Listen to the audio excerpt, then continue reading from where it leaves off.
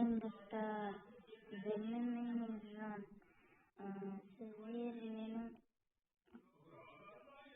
инстаграмыма тіркеліп кетіңіздер. Мен көрсететін боламын. Меніңкі бұрында келген ағамның болған. Қазір менде 7 подписчик, 3 подписки. Соны сіздер көбейтіп беріңіздер 10 мыңға шейін. Сіздерден күтемін. Мен бұны көрсетпей сіздерге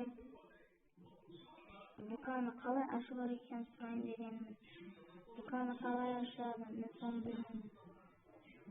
Ғаламтор бар еді. Ғаламторында айтсын. Соны қалай ашу керек болатын болсаңыздар көрсетіп жіберіңіздер.